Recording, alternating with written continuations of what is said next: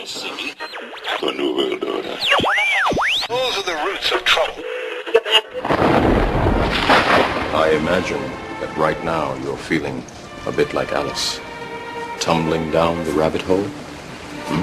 Let me tell you why you're here. You're here because you know something. What you know you can't explain, but you feel it. You felt it your entire life. That there's something wrong with the world. You don't know what it is, but it's there, like a splinter in your mind, driving you mad. It is this feeling that has brought you to me. This is your last chance. After this, there is no turning back. You take the blue pill, the story ends. You wake up in your bed and believe whatever you want to believe. You take the red pill, you stay in Wonderland, and I show you how deep the rabbit hole goes. All I'm offering is the truth, nothing more. For we are opposed around the world by a monolithic and ruthless conspiracy that relies primarily on covert means for expanding its sphere of influence, on infiltration instead of invasion, on subversion instead of election, on intimidation instead of free choice, on guerrillas by night instead of armies by day. It is a system which has conscripted vast human and material resources into the building of a tightly knit, highly efficient machine that combines military, diplomatic, intelligence, economic, scientific, and political operations. Its preparations are concealed, not published. Its mistakes are buried, not headlined. Its dissenters are silenced, not praised. No expenditure is questioned, no rumor is printed, no secret is revealed. But I am asking your help in the tremendous task of informing and alerting the American people. And now, welcome to another episode of Down the Rabbit Hole. Here's your host from federaljack.com. It's Popeye. Ladies and gentlemen, welcome to tonight's live edition. It is June 14th, 2013. And tonight, joining me for another 2 hours tonight is my good friend, fellow broadcaster and filmmaker, Mr. Steve Starr. Steve, welcome back again this week. Hey, it's good to be back with you, Popeye. So much news. We haven't had a slow news day in 3 months, but it just is coming in faster and faster by the hour. We're going to be going over so many things, but I think we'll tie them all together, which is what we try to do. I agree, we will. And there's a few, as you said, the news lately, I know there's always, the news tries to make stories out of things, but lately it just seems it's literally one biggie after the next over the past at least 3 or 4 months. And the news, you were on Monday, and I said to you, look, maybe you want to come on Friday because there's a few other things I wanted to talk to you about, like at the time, your thoughts on what could be happening with Syria and what happened during the week, but now you have today, oh my God, they used chemical weapons. We're going to give them guns and we're going to give them military help and things. Oh, okay. So what does that entail? A no-fly zone over Syria? Well, everybody knows what a no-fly zone means. That means they're going to start dropping Tomahawk cruise missiles, and then they have to bring helicopter gunships in, of course, to enforce the no-fly zone. So that way, that's what they did the last time, right? That's what it led to. Yeah, exactly. And, of course, we know that this entire scope of the chemical weapons being used by Assad is basically it's a propaganda story. It's missing. It's just like weapons of mass destruction. It's just like the film. And as a matter of fact, it came from the same guy, what's his name, Ben Rhodes, I think it is, that wrote the whole scenario about the anti-Islamic film that stirred up the ruckus in Benghazi. So, I mean, the reality is if anybody's using and has used some of these chemical weapons, it has to be the rebels themselves. So, again, we're being told the first victim of war is truth, of course, and that's what's happening already. They've turned this thing completely upside down with another weapons of mass destruction argument. We've been there, seen this, done that, Popeye. Well, if people go back and listen to my archives, they'll hear, going back even before I was on Unbound, they'll hear that for over a year now I've been saying if they say chemical weapons were used by against the people by the Assad government, don't believe it. It's false flaggery crap, and I've given out the reasons and everything else, and here you go. Now they're pushing for it. All right, I'm going to cut us off. Break coming up. Do not go anywhere. 59 seconds. We'll be right back. All right, ladies and gentlemen, we are back. So, Steve, there's a ton of things I want to go over with you tonight, but first and foremost, let's cover Syria. That's why I brought it up right in the beginning. This is such crap if I've ever seen it. I mean, this is just a push, again, for intervention into someone else's backyard, and Syria is a jumping off point, a stepping stone into Iran. Yep, that's right. That's where it's going next. And this whole thing with chemical weapons is crap. I mean, even the UN said that it was more likely the rebels used the chemical weapons than the Assad regime. I mean, the Assad regime, and I don't even want to call them a regime because that makes them sound like, Saddam Hussein. Well, Popeye, are you saying Assad's a nice guy? Well, first of all, you only know what the Western media tells you about him. Second of all, he was voted in by his own people.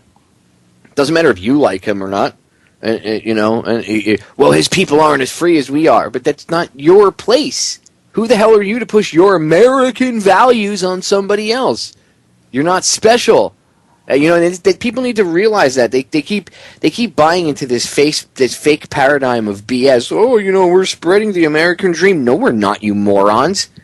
Really? Who are you? How would you like it if you were one of these people and you're in someone, you're doing whatever, you're chilling in your own space, you're living your life how you want to live, how people in your area have lived forever, whatever. Even if your leader is not popular, whatever. And if there are people rising up against their leader, as in any country will have, see, that's another thing. People always say, oh, well, there's people that are pissed, look, they're rising up. There's people that are going to dislike their government in any country. So you're not going to have some perfect country. There is no country around the world where everybody lives in hunky-dory harmony with their government, and everything the government does is, perfect, 100%, on par with what everybody wants. No, does not happen. Okay, that's another misnomer. It's a myth that people have this idea in their head. They don't logically think, right? So of course, any country is going to have people rising up, but put yourself in their situation. You're in your country, living your life, whatever, and all of a sudden some foreign country is telling them, look, we're going to come in and we're going to save you. And you're like, look, we really don't want you to save us.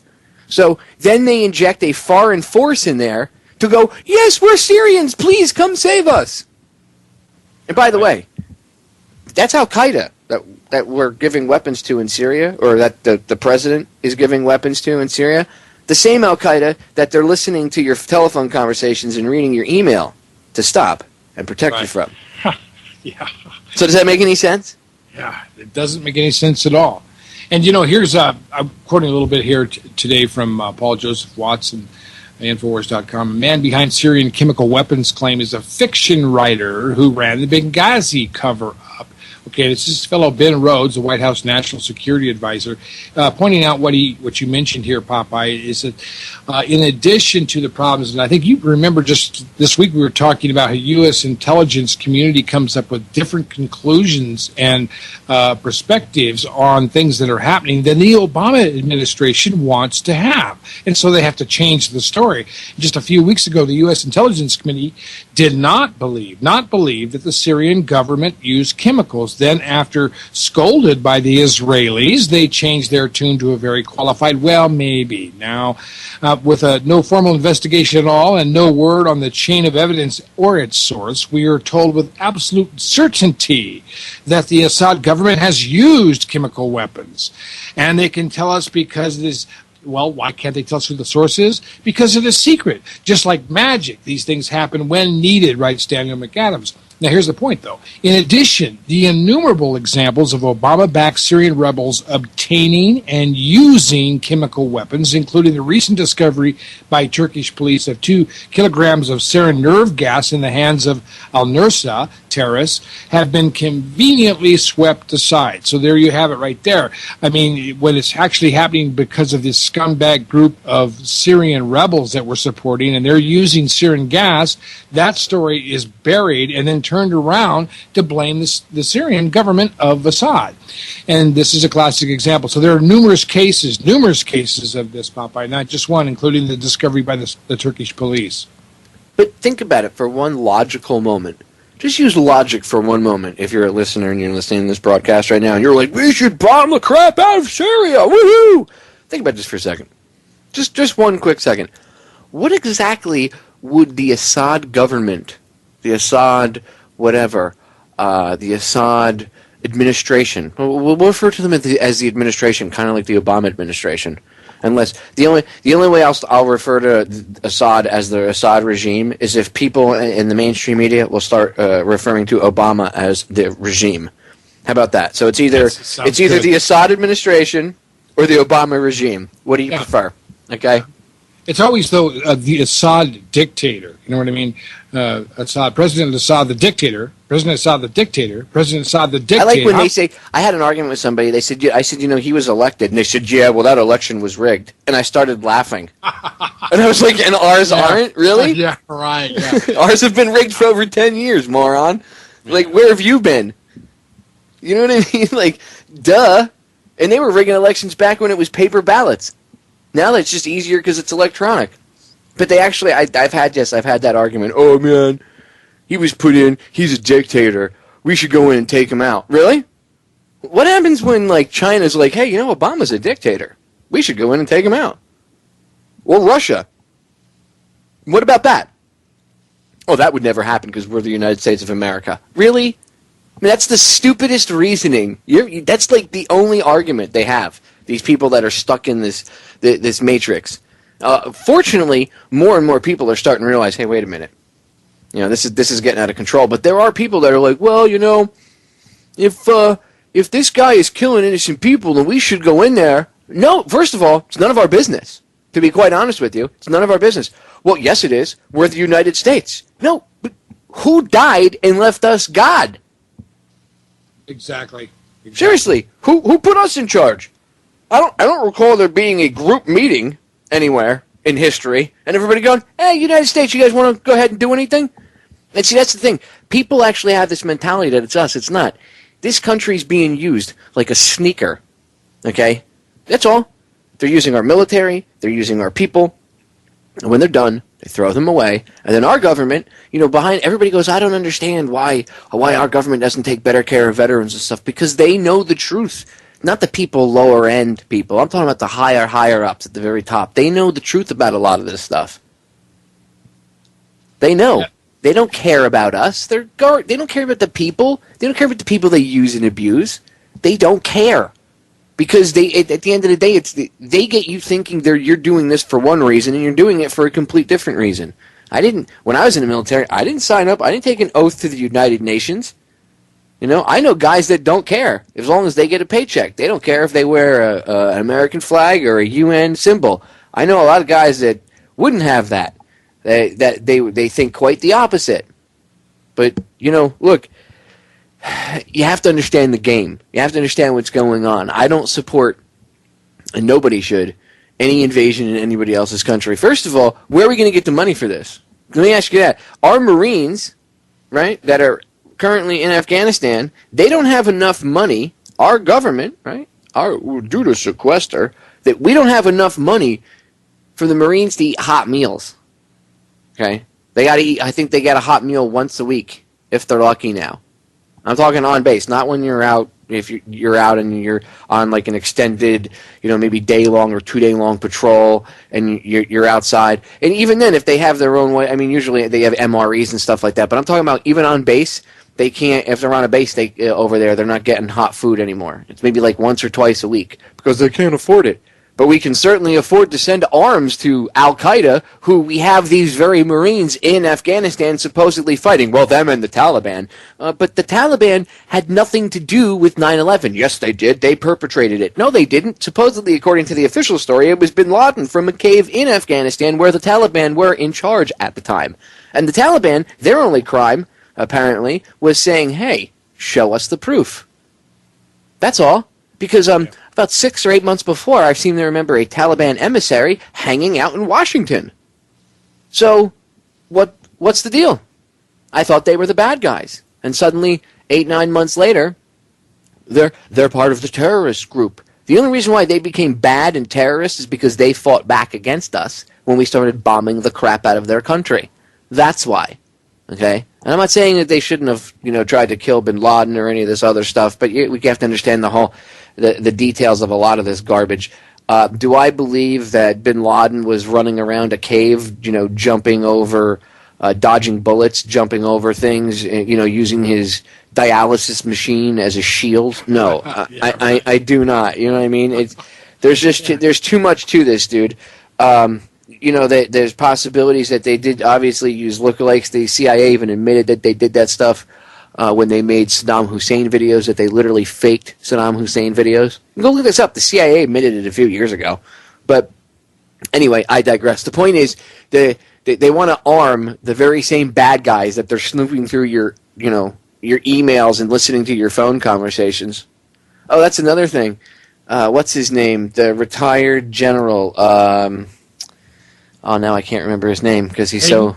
Hayden. You're right. I took him to task the other night. He said that they do not have. He doesn't think they have the capability. We don't have the technological capability to record phone conversations and store them. Yeah. Really? What's that huge building out in Utah for one? And two, if you believe that, yet you believe we have the capability to remotely control a rover on Mars, then we have to sit down and have a chat. Okay? Because if you accept we're not technologically advanced enough to record phone conversations and store them, but again, we're remotely controlling a rover on another planet, really? Really? Yeah. Really? Speak clearly after the tone. We've been doing it for a long time. Yeah. That's what I'm saying. Like, come on. Yeah, right. I mean, it's absolutely absurd. Absolutely. And, we've had Echelon for a long time. There was another article today, I think, about the revelation now that we have found, of course, that this has been going on. This whole thing was planned long before even 9/11. We've seen this before. Domestic spy grid designed long before 9/11. That was from Kit Daniels on InfoWars. He said the domestic spy grid enslaving Americans' personal data into a perpetual digital archive was planned well before 9/11 in a manner much like that, the early 2001 planning for the invasion of Iraq. The 42-page declassified memo called Transition 2001. There it is, friends, the declassified memo that shows that they've been planning this even before 9/11 now. That's from Kit Daniels on InfoWars, June 14th. So there you have it. This thing has been in full swing for a long time, Popeye, and just as you said, anybody who's in denial of that is obviously a liar, and you can't possibly be trusted, especially in a high position like Hayden once had. So, yeah. Another liar at the top. I have 3 letters for you. Okay. CFR. Yes. Hayden's a member of the Council on Foreign Relations. He's spoken there a few times. Any questions? I mean, not just saying, people are going to go, so that means speaking, I'm going to get the comments. That means anybody that speaks at the Council on Foreign Relations is evil? Well, not necessarily, but if they take their opinion in high regard, you should be at least paying attention to what that person is saying. And Hayden is a bad guy. And he's not some, out of nowhere person that, he's a dream American story. He grew up in a middle class family and went to school and became a general. No, go look at his blood lineage. Okay? Yeah. Go look at who his, if I remember correctly, his father was the founder of the Pittsburgh Steelers. He's actually currently, I don't know if he's what the exact title is, like CEO or owner or whatever you'd call it, of the team. Okay? Plus he works for the Chertoff Group. Ooh. Right, yes. He's gotten into them and has been very active with that kind of thing, just like David Petraeus coming right out of his position, just couldn't retire and go quietly into the night. He's back involved with surveillance and all the same kind of stuff. Because he likes it too. Remember, he's the one that, the Internet of Things, we're going to give your dishwasher an IP address because that's really important to do. Again, go watch Terminator 1 through 4 to ask why the current road we're going on is really a bad one, especially with drones. All right, ladies and gentlemen, we're going to break. We'll be right back. Don't go anywhere. All right, we are back, ladies and gentlemen. So, Steve, getting back into Syria, obviously they're going to arm they're openly arming these guys now, and you have warmonger McCain and the rest of them. This has gone on too long. We need to step in. First of all, he needs to be retired. There needs to be term limits on being a congressman or a senator, that you can only run for a certain amount of time. if they're going to pass any new laws, which the problem is they won't pass these laws. We need to somehow make these laws. I don't know how we'd figure out how to do it. I know that there's got to be a backdoor in the Constitution to be able to do that. But somehow, some way, we have to figure out how to pass laws that will hold these people to account, because the people that supposedly make the laws are never held to account. And they're always pushing for more endless war. And McCain's a war profiteer. So's Nancy Pelosi. I mean, a lot of people don't like Pelosi. Go look at who her husband is and what he's connected to. People never. A lot of times, people take what that person is, even though they suck and they might be evil. They take their evil at face value, and they never realized even the further push for it. I mean, all these people that are pushing for war, Lindsey Graham, Lieberman, they're all war profiteering, war hawk scumbags. They are all scumbags, and it's like the trio on the Sunday morning shows whenever they want to bomb somebody is Graham, McCain, and Lieberman. They roll the three morons out. Oh, we need to bomb and kill more brown people somewhere around the world because they don't look like us and they're scary. Woo! They want to kill you. That's how stupid. That's basically the level of stupidity they're spewing. Oh my God, they're going to come get you. Terror, terror, terror, terror, terror, terror, terror.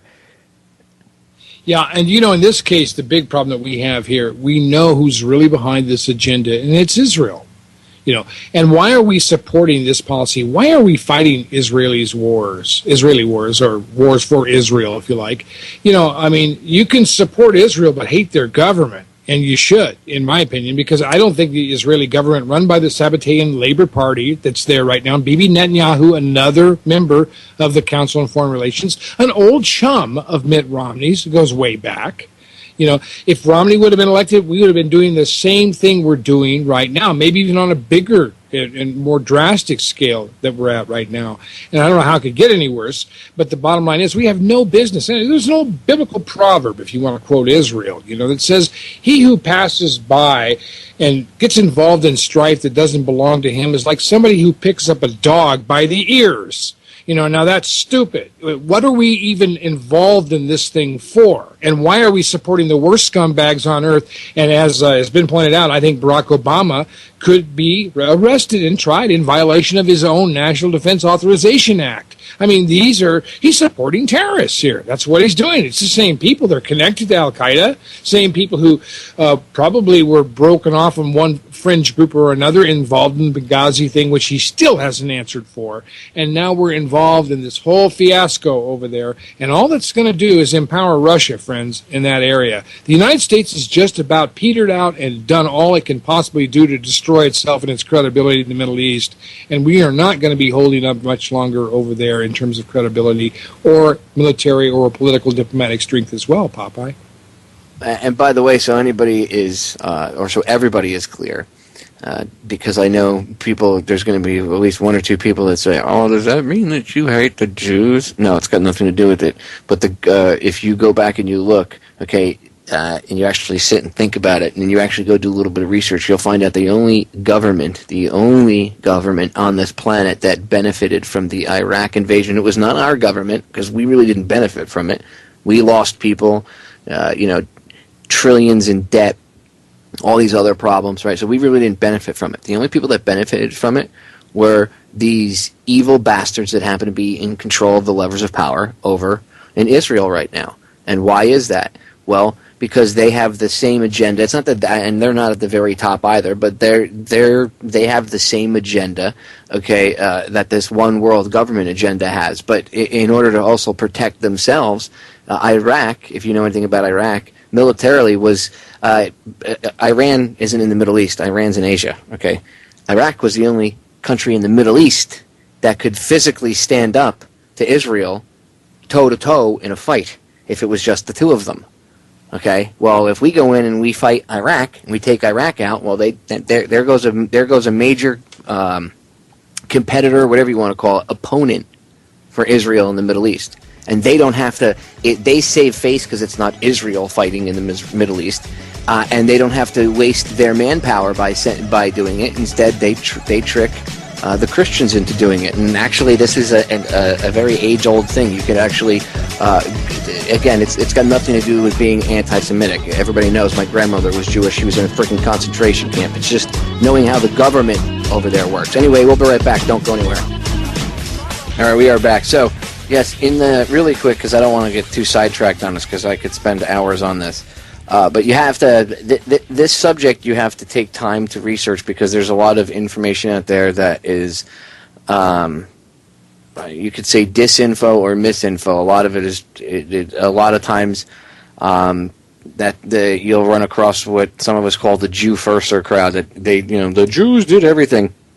I think a lot of that is put out there and funded by the organizations like the SPLC or the ADL, which we all know that their connections to the government over in Israel, and people like AIPAC, who are, they're directly connected to Israel. So and I could go on and on and on. Anyway,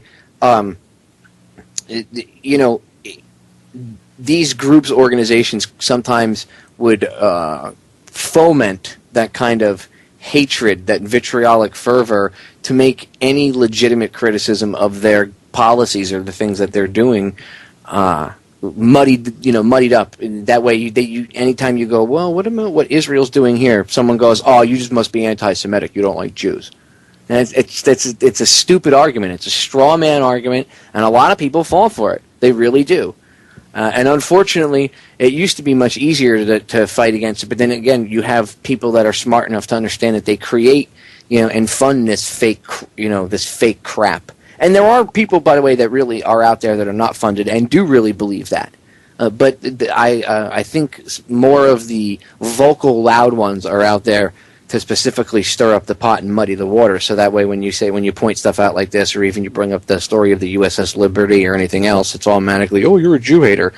Even if you're like in my case, my grandmother had the tattoo on her forearm.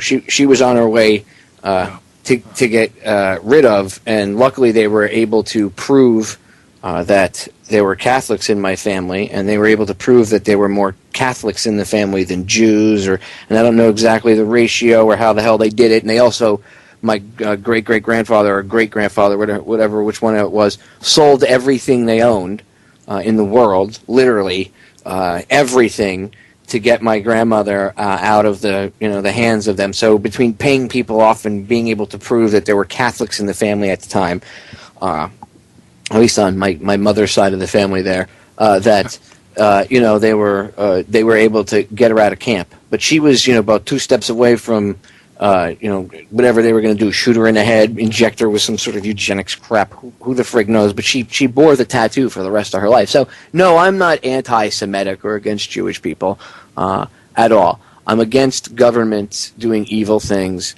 and killing people for no good reason at all. I don't agree with what they're doing to the Palestinian people at all. There are people that survived what the Nazis did, and they're saying, hey, what's going on now is ridiculous. So that's my stance on that. I don't want to get too sidetracked. But the point is, yes, the current government that's in power, and even just, no, well, what about Netanyahu's only been for a certain amount of time?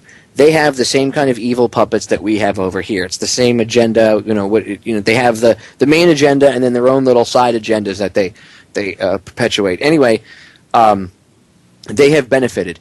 Somebody in the chat mentioned, I think it was Nate in the chat mentioned that China is getting the oil from Iraq. Yes, but that isn't like China sent us in or helped work things, or China didn't send Chinese intelligence in to do things, whereas Mossad was doing a lot of things with the CIA to perpetuate things behind the scenes. Mossad was arrested firing at U.S. Marines. I actually wrote an article on Federal Jack about this. It's titled CIA and Mossad, or Mossad CIA kill U.S. troops to make violence or keep violence, perpetuate violence in Iraq. Just type in, if you go to federaljack.com, go in the search section and type in Mossad and CIA kill U.S. troops, and the article should pop up.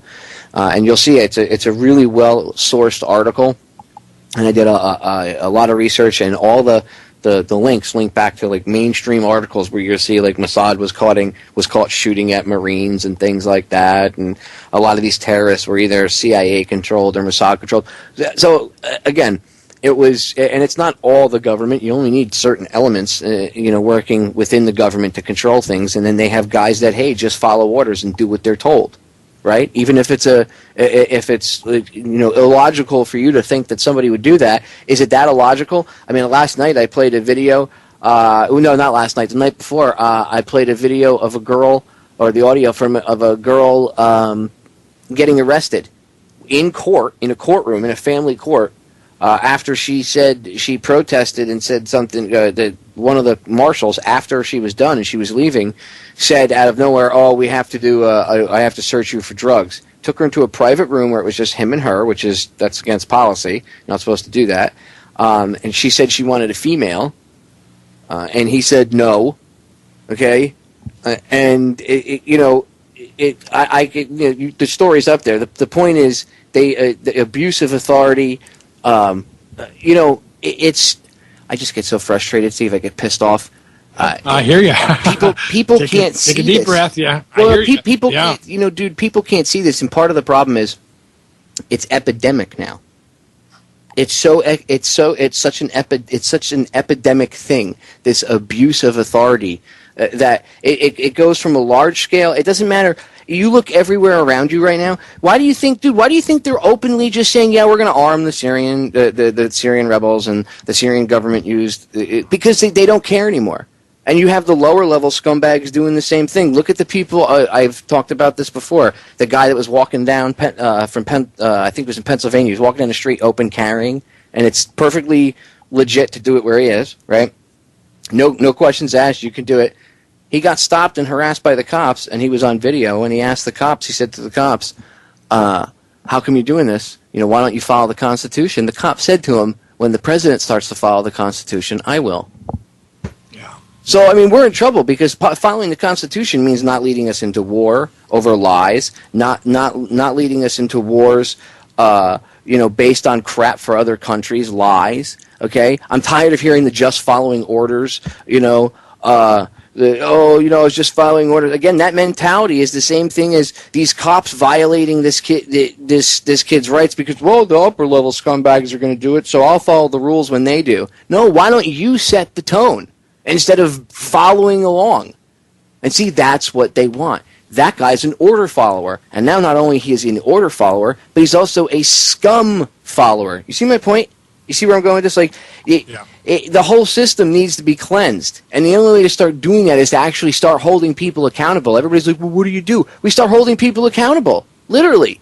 I mean, there's mechanisms to hold people accountable. There's ways to do it. Obviously, we've already started the proper way where you pitch a bitch, somebody goes and looks into it, and then if the Attorney General decides he's not going to do something, then you have to keep, there's ways to do it, okay? But we have to do it. The problem is they drag things out sometimes, like argument-wise or however they do it. They know sometimes if they try to push something too fast, or if they get caught doing something and it's too fast, there will be an uproar. So they drag things out. So over the course of time, attention to whatever's going on starts to lag off.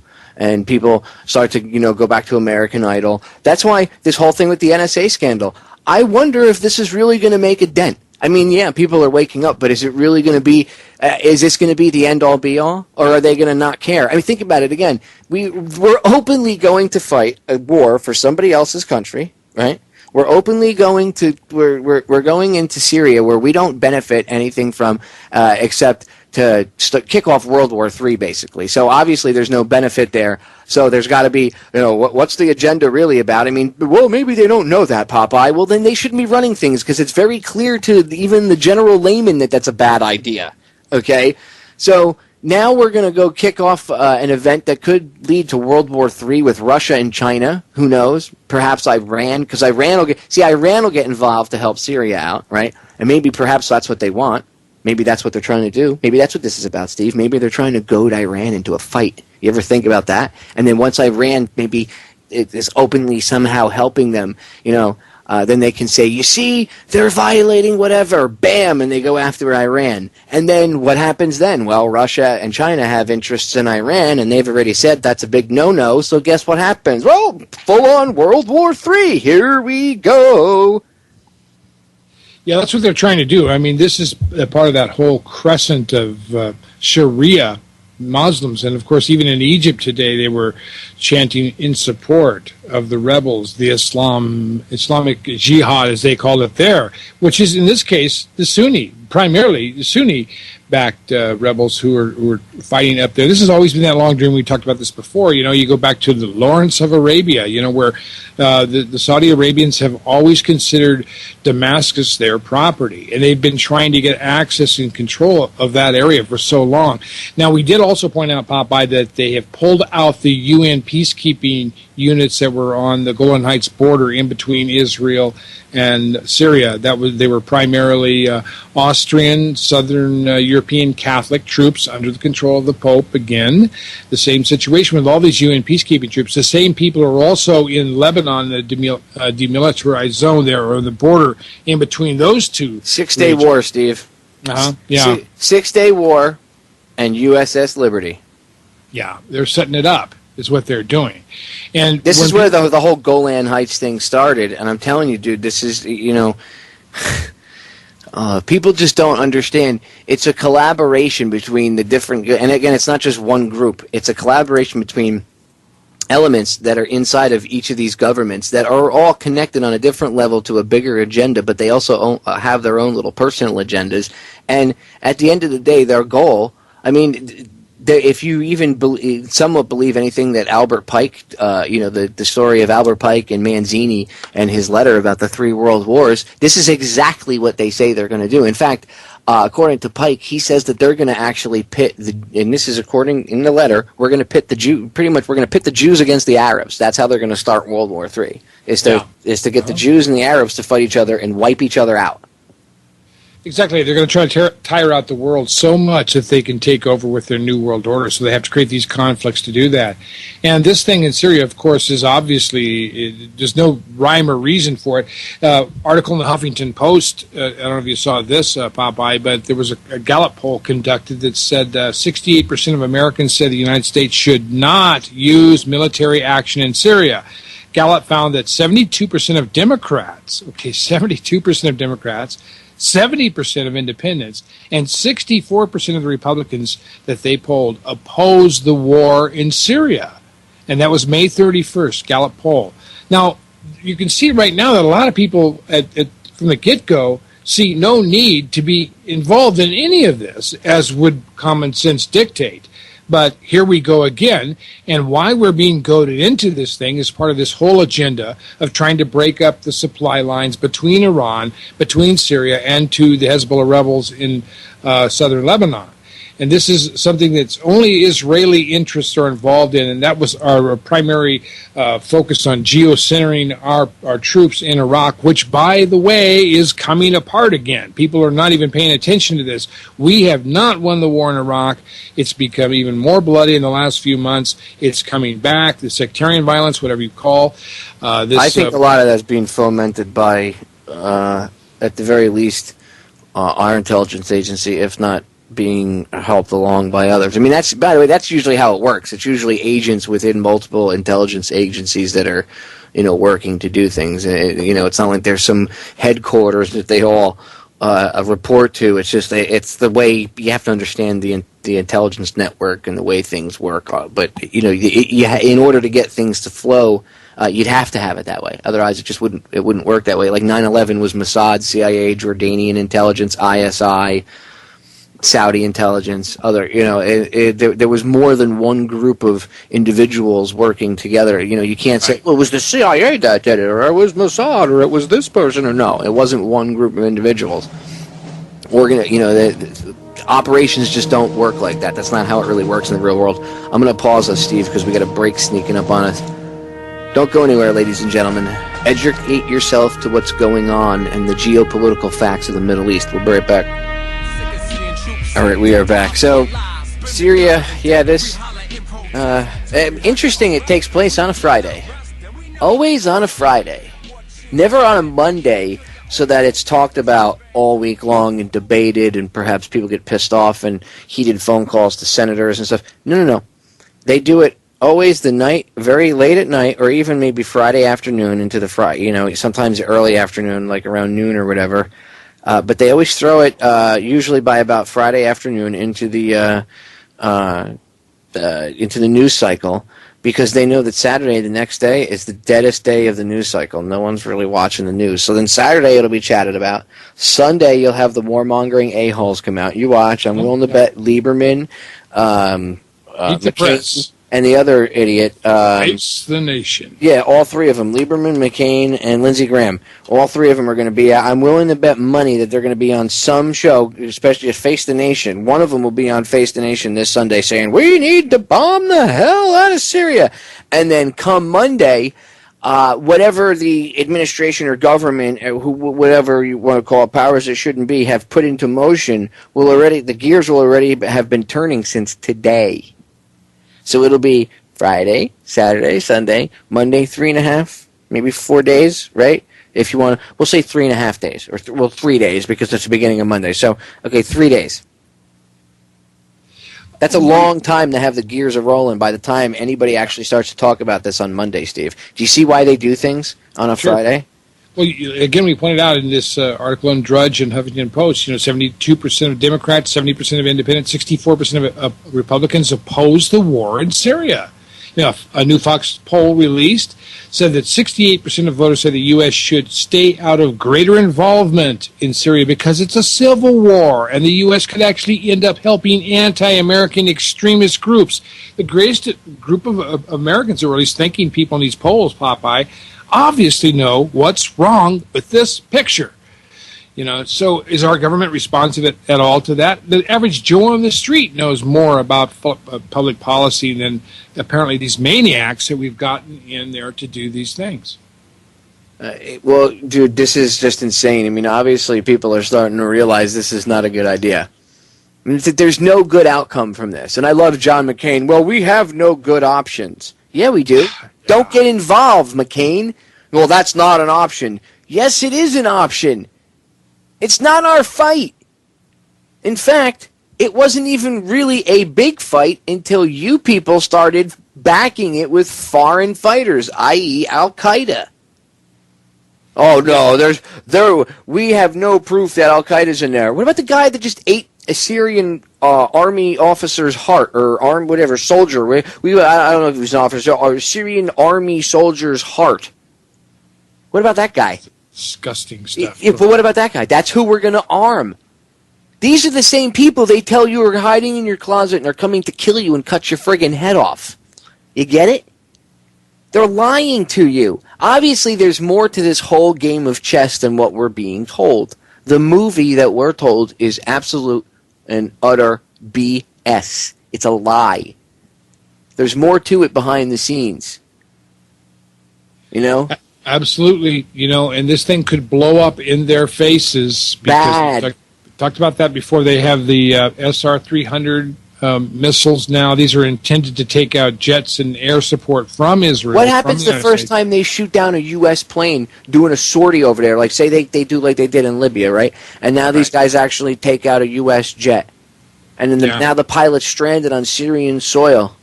Well, then they're going to want to send in rescue choppers to go get him, right? Now you got more boots on the ground. Now say one of those rescue choppers gets shot down, and they got more boots on the ground. Now you got guys waiting. They go, well, we're going to send ground troops in to go get them. Now you got boots on the ground, ground troops in, full-on invasion. Now it's just World War III, because now again you're invading Syria. I can see Iran getting goaded into this, and then again, if they get into it and we start going at it with them, China and Russia are going to get involved, and then off to World War III we go. And it's that simple. And we need to stop this, ladies and gentlemen. We need common sense. This is insane. Why do we solve everything by bombing the crap out of people or shooting them? Seriously. That's our most logical answer and response to every problem, is killing it and blowing it up? Really? Really? First of all, if we weren't fomenting half of the violence, or not us, but if these intelligence agencies and shadowy groups weren't fomenting half the violence, there wouldn't be problems. And a lot of this stuff, this terrorism, is connected to drug running. Yeah. Every time. On the back end, there's always drug running. You know, Fallujah? They say, oh, we had to go kill and destroy half of, three-quarters of Fallujah and level it and irradiate it for, the next couple thousand years or a million years, whatever the half-life of depleted uranium is. I can't remember right now. But we had to do it because they were the terrorist capital of Iraq. Yeah, there was a lot of drugs being funneled through there, too. Who's always connected to the illegal drug trade? Oh, the intelligence agencies, because that's how they fund these. They backdoor fund these black operations, so it's not on the books and there's no paper trail. Oh, I see. All right, ladies and gentlemen, we're going to break. We'll be back in exactly 59 seconds. Do not go anywhere. We got another hour with my guest tonight, Steve Stars. We'll be right back. Ladies and gentlemen, we are back with hour number 2 here on tonight's live edition of Down the Rabbit Hole. I am your host, Popeye from FederalJack.com. It is June 14th, 2013. And tonight here in hour number 2, I am joined by my guest for the second hour. And if you didn't hear the first hour, you can go back and listen to the archive. He's been with us for hour number 1 as well. My good friend, fellow radio show host, and filmmaker, Mr. Steve Stars. Steve, welcome back for hour number 2, brother. Hey, it's good to be with you again. There's so much news. I guess we're going to talk about the NSA, and this all bridges and segues right into what's happening over in the Mideast and every place else, and locking down the spy grid on people, and just shutting down their communications, terrifying them from the standpoint of being told they're being watched, how illegal that is, of course. That's part of it. You can only do these kinds of things when people feel like they themselves are under pressure from this monster government. What if, everybody's quick to say, oh, look, they're hiding, and I thought this at first, too. Oh, look how convenient. They're going to attack Syria to hide what they were caught doing with the NSA. What if the release of that information, because the media, if they really didn't want to talk about it and to get it attention, the media would have just done what they usually do and ignored it, right? Because then it wouldn't have made it a story at all. Glenn Greenwald could have released it, to any newspaper he wanted over in the UK, as long as even if the independent media, like us, talking about it, they could still ignore it. They've done it with other things. So why did they pick it up? And that makes me question it. I'm not saying that this is the exact reason, but what if they actually? What if they're using this partially to set the tone and just get you used to it? Because their defense of it is, hey, we've been doing it a while anyway, so what's the big deal? And a lot of people's attitude is that they really don't care. And this is what they do in a build-up to a war scenario. So if they're trying to foment World War III, perhaps this is part of a psychological operation to get you to just accept it. Look how many people out there don't care and are saying this guy's a traitor. Not just the idiots mouthpieces up on Capitol Hill like Feinstein and the rest of them. I'm talking general people on the street that are like, yeah, this guy's a traitor, and it's because they've been brainwashed. They're buying into this crap, Steve. Yeah, I think you're right. Well, we talked about that last week or earlier in the week when we talked about the Church Committee back in 1975, where they initially started investigating all this illegal surveillance that was going on by the FBI and, of course, national security, people like that, steaming opening letters, if you remember our talk about that all through the Watergate affair. And then they had the Christopher Pyle case, and that developed to what Seymour Hersh pointed out in 1974 in the New York Times. And then we came along with FISA, the Foreign Intelligence Survey Act, which was in the Carter years, and it just keeps going on. And every time it's the same theme. They are told that they are not to be doing this, and then every time we allow any little crack under the door, Popeye, to give them an opportunity to use these tactics of unwarranted wiretapping. Dude, it's the camel's nose underneath the tent. As soon as that's exactly it. Yeah. If you don't stomp on it and get that camel to retract its head from underneath the tent, pretty damn soon the whole damn camel's going to be underneath the tent, and good luck getting it out. You'll have to take the whole tent down and reconstruct it somewhere else. You won't get the camel out. All right, we're going to break, ladies and gentlemen. Stay tuned. 59 seconds, and Steve and I will be back with a nice long segment. Stay tuned. So, I just want to get this straight. Al-Qaeda is our enemy, except when they're our friend. Except when they're our enemy, except when they're our friend? Except for when you're talking to them and not us talking to them. Right? Right? Like, if you talk, you're getting spied on to make sure you don't get talked to you're not talking to Al-Qaeda. But the government's giving them weapons, and that's not treason. What? Huh? Yeah, basically our whole government has descended into utter nonsense and hypocrisy. And that's all there is to it. And there are people who are raising questions. I mean, it's not like it's beyond us, friends, to be able to fix this. I believe it can be. I've always said that. But the question is, will we stay with it long enough, and will the people who are trying to raise a fuss right now, even I've told you about my lame senator, Mark Udall, has again sent out more petitions and more letters to get support for his reexamination and reconfigurating at least the Patriot Act. And of course, we had Nick Begish up there in Alaska talking about, his questions. How many people on Capitol Hill were shocked by what they heard in this private meeting between the NSA? Well, they said it was just the tip of the iceberg that we've heard about so far. I'm hoping that Ed Snowden has insurance. By that I mean I hope he has more information. In other words, if they touch him, he's going to release another big batch of this stuff.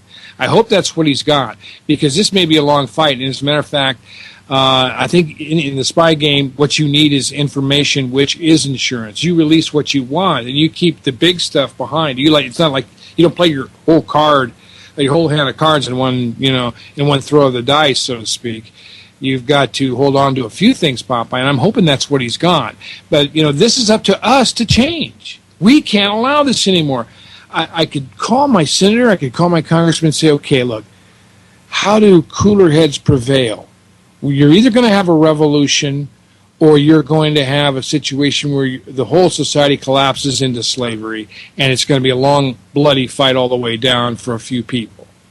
So, I mean, we're going to blow apart here if this stuff isn't fixed before too long, Popeye. I mean, the thing is just there are too many powder kegs, as Malcolm X used to say, right? What's your opinion? I agree, dude. I mean, look, partially maybe, but part of the reason is, of them doing the whole thing with, releasing the information today about Syria is, look over here and not what we're doing. But I don't know. This whole thing has just been chugging along behind the scenes anyway, right? I mean, everything they do is all about... I don't even think it matters if the general public was like, hey, we don't want to go to war in Syria. I don't really think it matters, to be honest with you. I don't think they care. I think they would do it anyway. I think that they look at us like a bunch of emasculated, neutered dogs that won't bite and won't do anything. And we get pissed off once in a while. And like I said, they drag things out over a long enough period of time that eventually people will start... people, once they get angry and they understand how humans work, okay? They understand, they know how we tick, how our minds work. They know that after a while, people aren't going to stay angry. After you get pissed off, you vent it. So a lot of this stuff, I think, they drag it out. Not even I think. I know now, just from watching what they do. They literally drag it out. So that way, people after 2 or 3 weeks, they're not pissed off anymore. Because you can only exert so much energy being angry before you're like, all right, I'm not mad at this anymore. You're angry about it, but you're not on the street corner, you know what I mean? And that's how, and then you get sidetracked by something in life, whatever, and the next thing you know, and there's not enough people still awake, and they understand that. Goose fraba. Yeah, honestly, I think the NSA spying scandal, I can't stand using that term. I have to stop using that.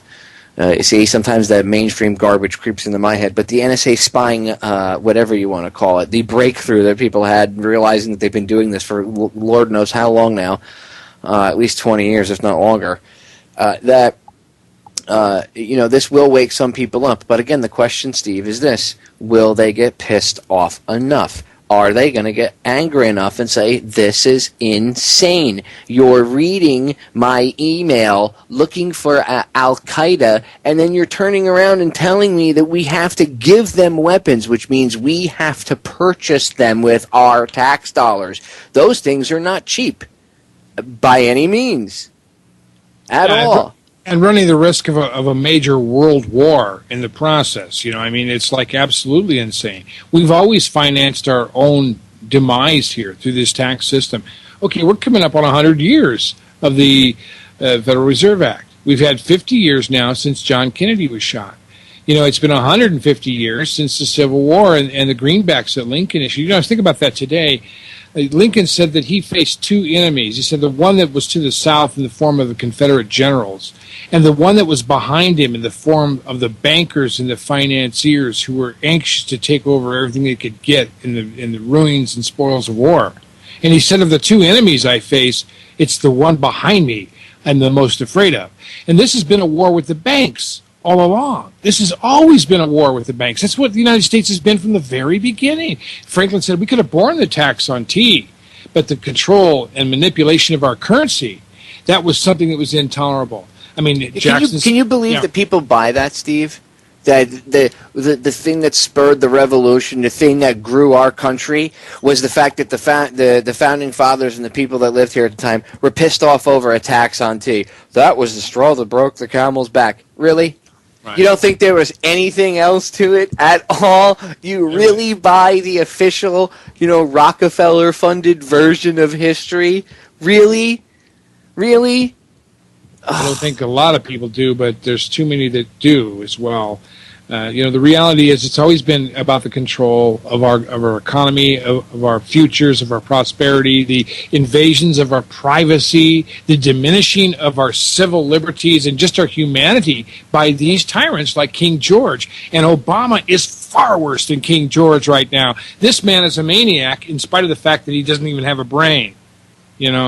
I don't know who's telling him what to do. Well, actually, I do know who's telling him what to do. He's a teleprompter reading kind of idiot. But, the bottom line is we should be demanding. I mean, how do you call your senator and say, how do we get the reset going? We're going to have to get both Obama and Biden out right now.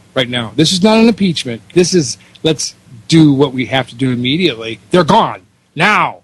Let's get on it. Let's get on it. And there are enough people that seem to start to realize that this is happening. I mean, even in the ranks of the Senate and the Congress, where they're finding out that the NSA lied to them as well, and it's worse than they thought.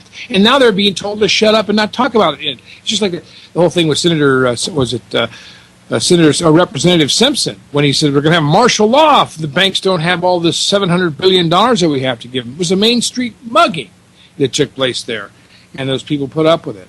So I think it's the same way here. When Paulson went to the Congress and he said, if you guys don't give us what we want, we'll just declare martial law. Yeah. Secretary of the Treasury at the time, and nobody cares. No, did it do anything? I mean, where are the banks lending out money? Where are the loans to all the small businesses? Where are the banks giving out auto loans?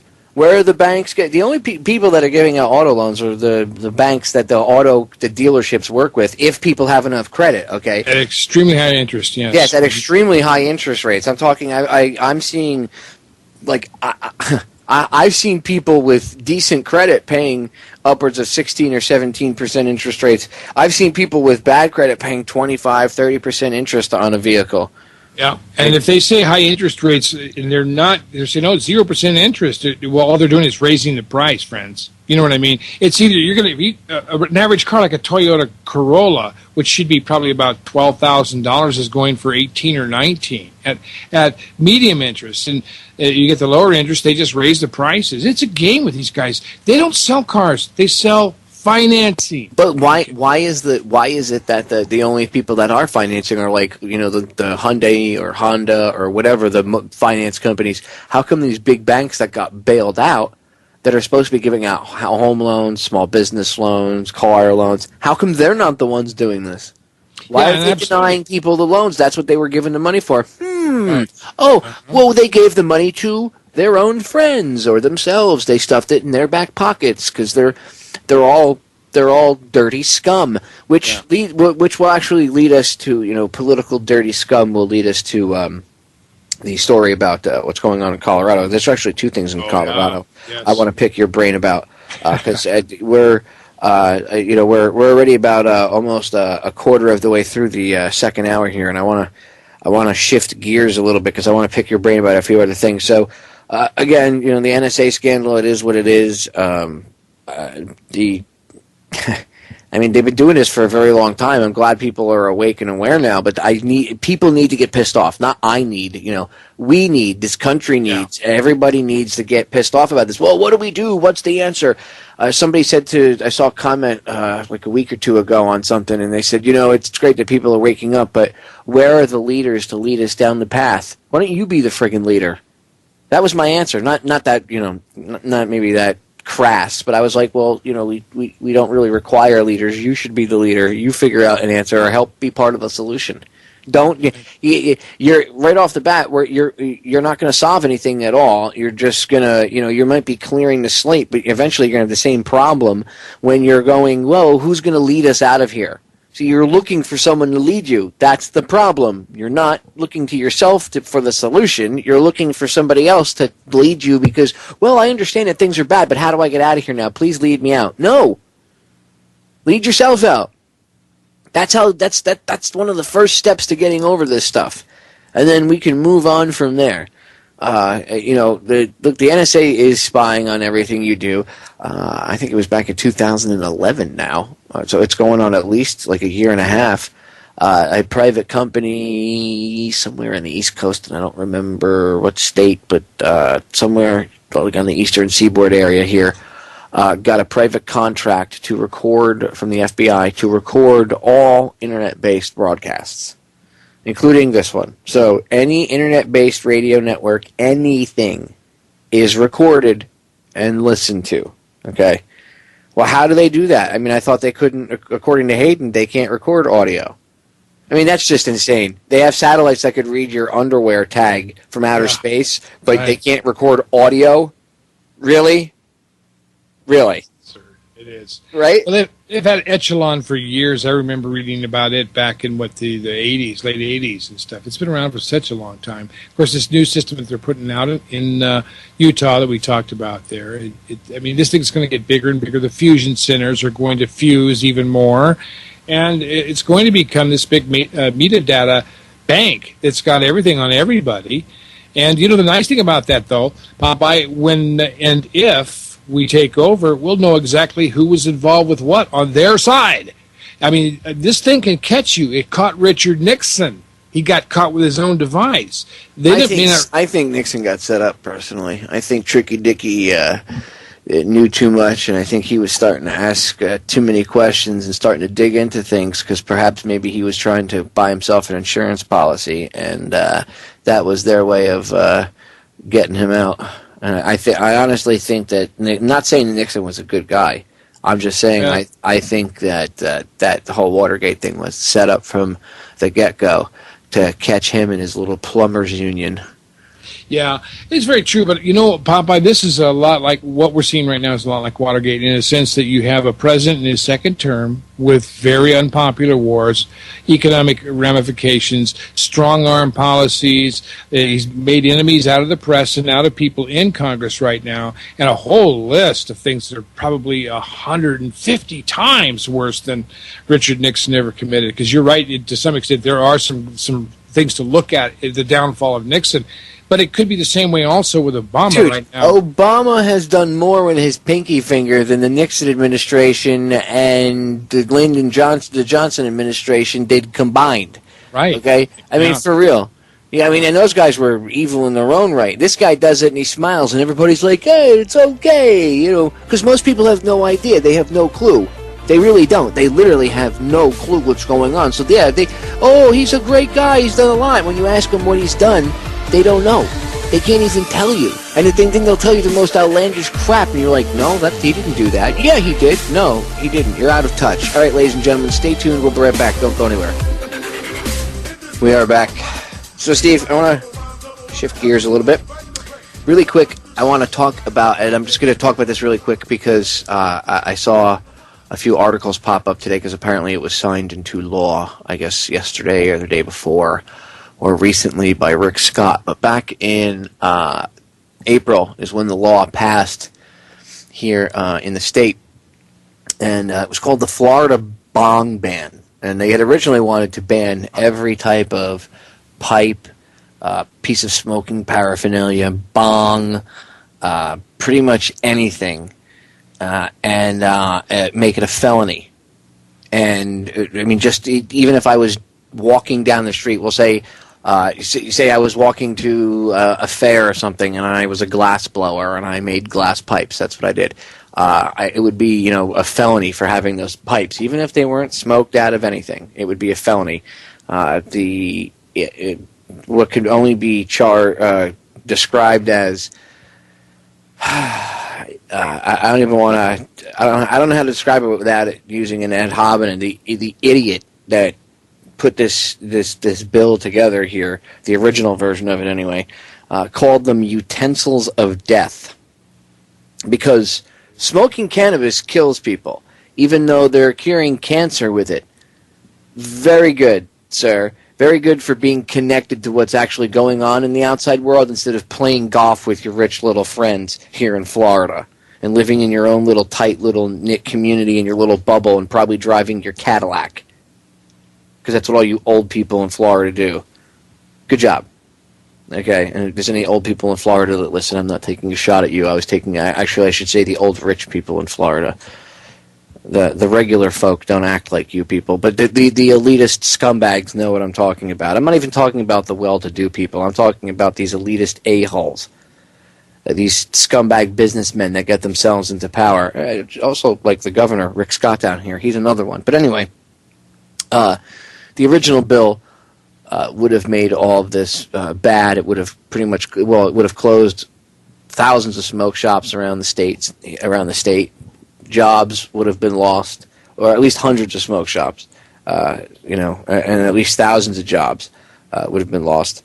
But the final bill that passed is watered down, Steve. It's very it's weak. It pretty much it really doesn't do anything. The other thing, the original bill would have banned things like balloons and duct tape because balloons and duct tape have been used to make like homemade smoking devices. So it would have banned the sale of balloons and duct tape. This is the disconnect between the people that actually are in the halls of power. I'm doing air quotes when I say that, and the reality of things on the ground is just amazing. It's like it's bigger than the gap between the two sides of the Grand Canyon. It really is.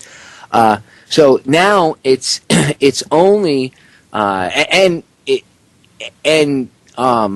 duct tape and balloons can still be added to this list, but only, and this is the only thing it has. Only you can smoke shops can still exist, whatever, but it's only a felony now if the seller is knowingly selling the instrument to somebody to ingest illegal drugs. Yeah. So the bill has no teeth. It does nothing. It literally, signing it into law does nothing. It's more of a, look what we did. I pat myself on the back. I passed this bill, and it's an anti-drug bill, and it does nothing. It absolutely, so it's going to be operations normal, okay, because no smoke shop do you go into in the state of Florida and say, hey, can I get a pipe to smoke cannabis? And they go, yeah, right here, smoke lots of cannabis out of it, because you're not supposed to smoke cannabis in the state of Florida, so they won't say that to you. They refer to it as a tobacco pipe, which is, you can smoke out of it, okay? You can smoke tobacco. Some people roll their own cigarettes, okay? Sure. My wife rolls her own cigarettes. It's actually way cheaper, and you get better tobacco. So, I mean, you could use, if somebody wanted to use a pipe to smoke tobacco, then, you know what I mean? So, it changes nothing. It's a stupid waste of time law. Rather than actually have a discussion about the bill to give access to people medical cannabis that could use it, right, and help them medically and for their health. No. Florida has to be that holdout, like, antiquated, 200 years in the past, and I can't even say that because the founding fathers grew their own cannabis. So I don't know where the hell their heads are, but they're just their heads are up their asses. They see other people, either legalizing or decriminalizing it or whatever, and people using it for health reasons. It doesn't matter. We have to make it everything associated with it illegal because we're the law and order state down here. Ugh. All right, I'm going to pause us because we're going to break. Stay tuned, ladies and gentlemen. We will be right back. My favorite part about this whole Bong ban bill, BBB, the Bong ban bill. Say that 3 times fast. Anyway, Representative Darrell Rusin, however you pronounce his last name, a former crack addict, is the guy who initiated the bill, has admitted that he knew the bill wouldn't actually prevent people from procuring smoking devices, but he just wanted to make it a little bit harder to do so while sending an anti-drug message. But you haven't made it harder to do so. So you just said that it wouldn't stop them from doing it. And I don't know how it's really making it harder for them to get it. And what anti-drug message are you sending? The only message that you're sending is that you're out of touch. They did a poll back in April. Over 70%, it was like 72 or 70, I think 72 or 78%, somewhere around there, of the people polled in Florida. And that was a wide variety of people that they did. They didn't just go to young people. They did a broad variety of age ranges. I guess from 20, I would assume 18 and all the way up to, probably 70, 80, whoever was walking around, the oldest person they could find. And 70, we'll say at least 72% of the people polled, something like that, said that they agreed with, legalization or decriminalization or, of cannabis, for people to at least use for medical use, if not, recreational use or whatever. And here you have the people that are in control of things completely out of touch with reality and what's going on. So, I mean, this guy, and there's nothing worse than someone who's a reformed anything. Okay, I speak from personal experience. I'm an ex-cigarette smoker. I used to smoke a long time ago. I quit. My wife is still a current cigarette smoker. You can ask my poor wife. Okay, about I'm going to use an expression. I don't want to hear anybody. Oh, you offended me. I don't want to hear it.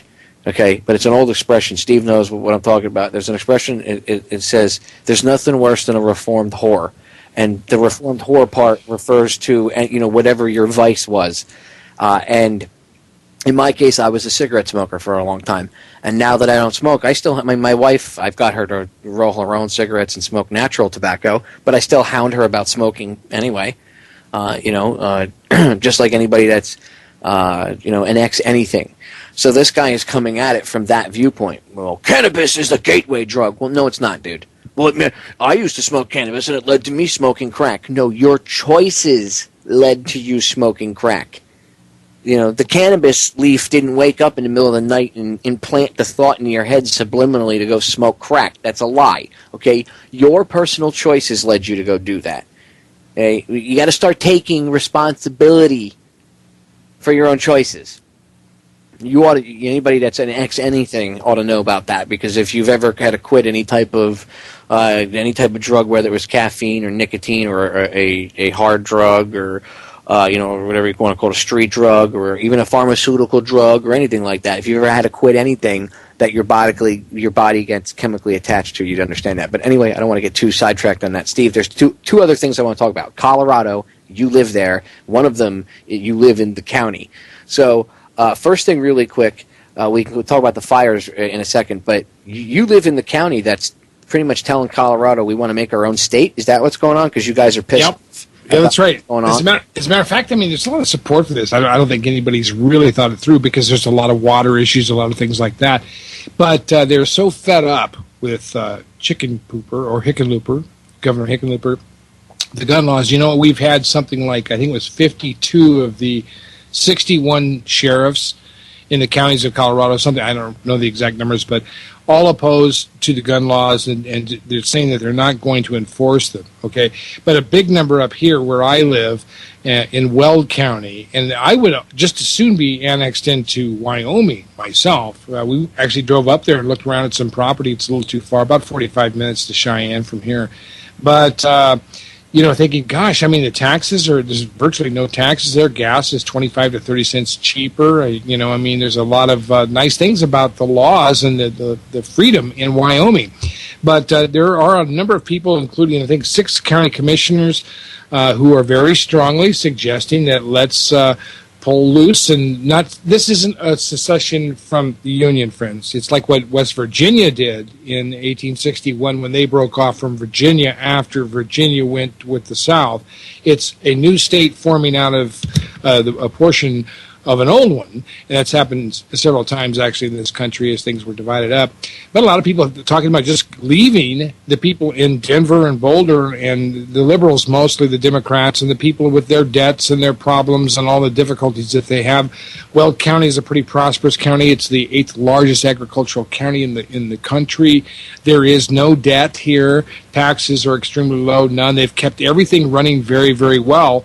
And the idea that we have to go along with all the nonsense that's taking place down in Denver has appealed to a lot of people. The Greeley Tribune, the newspaper up here, polled folks and found that 54% are in favor. So if they passed the vote today, I think that the county would elect to secede from Colorado and call ourselves the state of Northern Colorado. We may take a few other counties along with us up here. There's the whole northeastern corner of the state, I imagine. But I think it's more of a protest than anything else. As I said before, I just as soon be annexed by Wyoming as I would to form a whole new state. That way, you don't have to go through the process of making a new flag. See, we still have 50 states. But anyhow, I mean, that's the kind of stuff. But we're talking about solutions. We're talking about people actually addressing this bogus authority. Is the state taking you guys seriously? Because they didn't take what's the magazine company seriously, and they packed up and left. Oh yeah. Well, there are actually 2 recalls going on right now. The state Senate leader, the Democrat, is being recalled, Morris, and then there's another one from Colorado Springs, another powerful lady who's a Democrat there who are already going through recall. And I would strongly appeal to your listeners and everybody else out there. Let's start using recall. John McCain should be recalled immediately. Jan Brewer should be recalled immediately, and of course, we should recall Obama and Biden and demand a new election because the last one's obviously flawed and we've had so many problems here. I mean, it's time for us. The way I believe in election, any type of election result, if we can literally A, do paper ballots, and then B, we have to be able to somehow pick who counts them. Because remember what Stalin said, it's not really who votes that counts, it's who counts the votes, so. It's what we've seen, too, isn't it? Especially. But, the reality is a lot of people are starting to realize that there are ways and means that are working through the system. I'm not a big system working kind of a philosopher about that because I know how it does get co-opted. Look at the Tea Party. Look at so many things. But the reality is that we have a lot of people who are beginning to have an effect. And these things they're starting to show. I mean, we're seeing some things starting to happen. And a lot of these people in Congress are starting to say, look, it's not worth trying to fight the American people as we try to haul this country down the garbage path. It's time for us to start standing up for the people. We're getting a few people out there that are doing it. Justin Amash is one of them. Of course, we saw about several other people in Congress, including Democrats, who are now complaining about the NSA and the Patriot Act. And, I'll believe it when they actually do something about it. I don't want to hear any BS complaining, the Patriot Act, and why do you keep renewing it, you idiots? I mean, really? You have your constituents bitching at you back then, but no, we have to do it to prevent terrorism until you find out that they've been looking through your underwear drawer, and then you don't like it, do you? But you see, it's amazing. If they weren't, I guarantee you, none of these Congress critters, at least half of them wouldn't even be pissed off if they didn't find out that they were being snooped on themselves. Yeah, that's absolutely it. And, nobody is free from this system is what we're finding out. And that's the big problem with this kind of a spy gossip system. 2 words. General Petraeus. He was There you taken go. down by an email. Yep. They were spying on the head of the CIA's email? Really? The FBI was checking the head of the CIA's email? And I don't care if it was whatever story they give about whatever. Really? Is that what you're going to believe? They can see everything, and they check everybody. Nobody is immune, and when you no longer become a viable option to them, or you've pissed them off in some way, shape, or form, guess where you go? Yeah, public relations hell. And, I mean, if they don't assassinate your character far enough, they'll take you out some other way, which is what they did with Elliot Spitzer, who was blowing the whistle on the housing crunch at that time. I'm sure there are other people that they've snagged the same way. And, of course, it's nothing new. But this is that because Jesuit they always have system. dirt on these guys, dude. Well, that's what Bohemian Grove is. One of the things they do at Bohemian Grove. Yes, they do the mock human sacrifices and all that other stuff, but one of the other things that they also do is they have video cameras inside their little grottos and all these other little cabins and stuff. So that when they're in there with an underage boy or whatever they're doing, a male prostitute or 2 or 3 male prostitutes, and this guy is supposedly a white Christian, Pillar of society, pillar of society or whatever, and this guy's supposed to be, and he's having sex with, 4 or 5 different male prostitutes, which sometimes does happen. Whatever, to each their own when it comes to their sexuality. I don't care, but what the powers that shouldn't be is they have cameras in these places, in these cabins, and they videotape that. And then when this guy says, you know what, I don't know if I really agree with this. You guys are really out of control. They go, oh, really, Senator, or whoever. Hey, really, sir, come here for a second. I'd like to show you a video.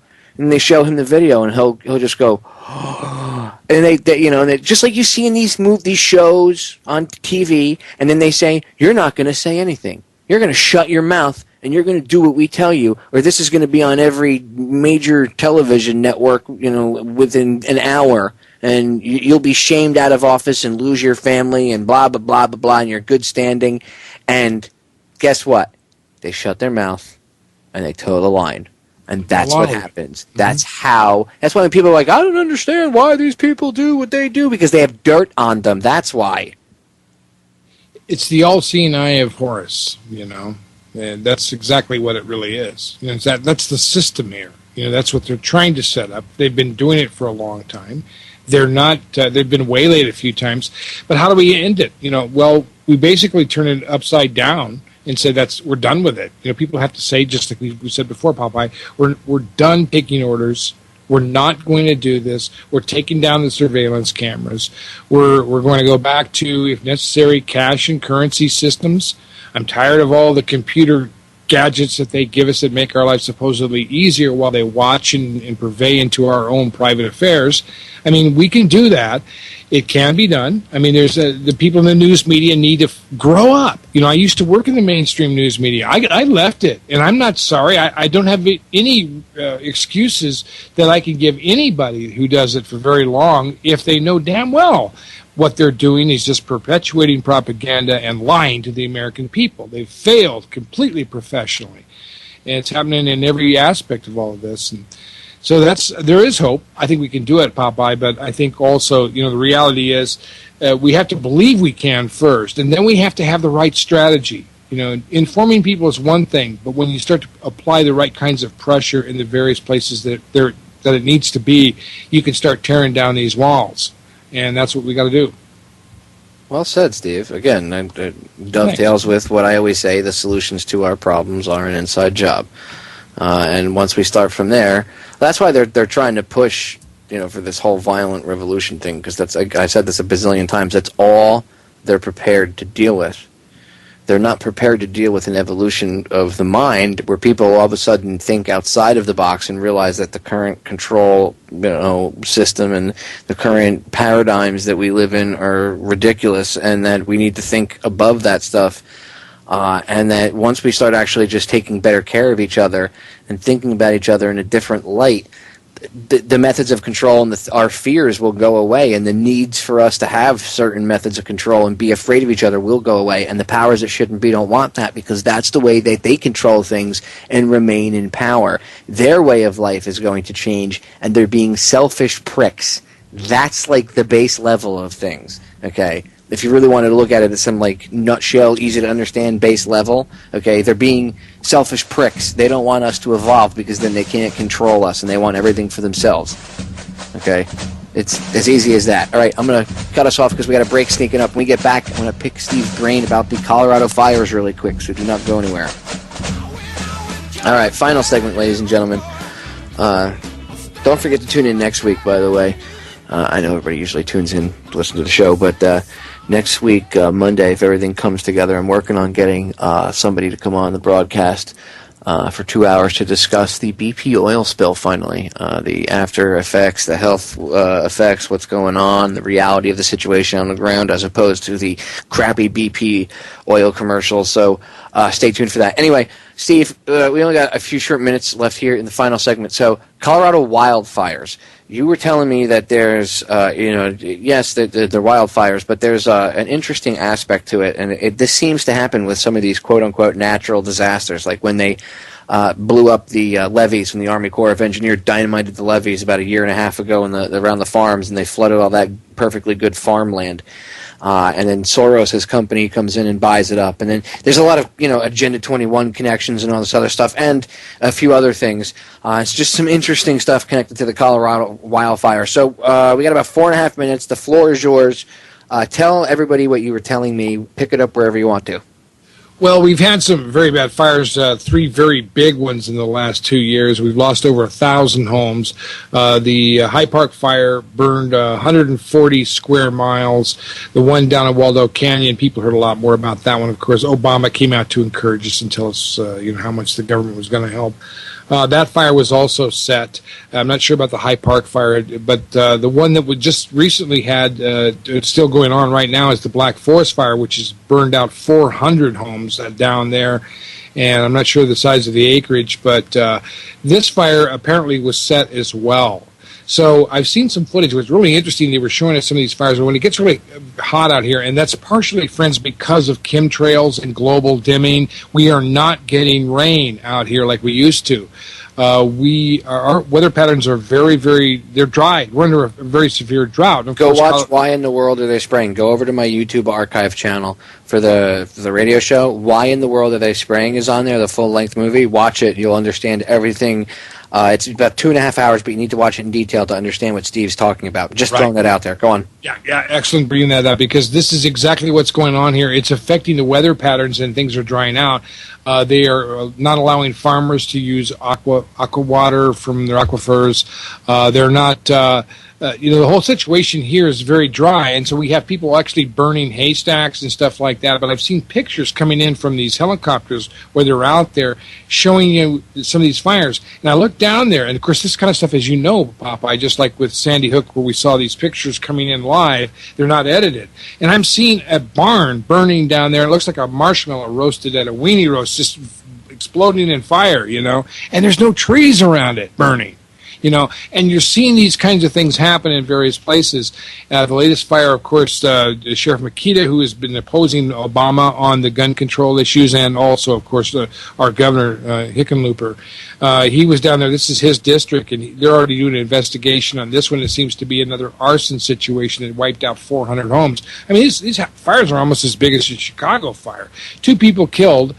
This time, luckily, they got a lot of people out. 38,000. Does the government tell people they can't rebuild their homes in certain areas? Because I've seen that with other wildfires where they won't let people rebuild their homes, or they do it through insanity, like FEMA requires some sort of, well, if you're going to rebuild your home, you need to redo it some way, whatever. Like in flood zones, they want people to put their home on stilts if they're going to rebuild their houses. Yeah, and what? Yeah. It's just retarded. So, I mean, are you seeing anything like that? Well, of course, that happens in some cases, depending upon the house and the property and everything like that. Sometimes people just move on. But oddly enough, it's usually conservative people who have nice property and retirements that are losing their houses. It's not like, it's not the slums, in a sense. It's some very nice property that's being burned out. It's also property, and if you know anything about terrain and hills and things like that, you've got to remember Colorado is we're the high ground in this country. That's why there's such a lot of fight going on up here. And they want to drive people out of the mountains. I'm sure that it's kind of a Red Dawn scenario. They want to burn the trees out. They don't want people hiding up there. They don't like people up in those mountains. It's Agenda 21. It's all that as well. I mean, these people are definitely being under attack with what's happening here. I think. I'm convinced it is. I'm quite furious about it all, as a matter of fact. I know that these fires, some of them are being set. Of course, we do get a lot of lightning fires. We have a lot of lightning strikes here, and it's very dry. The pine beetles have just eaten up so much of the lumber up here because of the dryness. But all of that, Popeye is inclusive. Hey, but very briefly, let me just quickly plug your website again, federaljack.com. Help Popeye out, friends. He's doing this. I'm the one that gets the pleasure of coming on his program. He's the one that holds us down, so help him out. And very briefly also, before we run out of time, if you want to visit my website, AIDSfraudvideo.com, AIDS Fraud Video, you can see a film that I put out about the HIV/AIDS fraud for free, and you can get a copy of it if you want. I'm sending out 9/11 Mysteries and a film on chemtrails as well with it, free.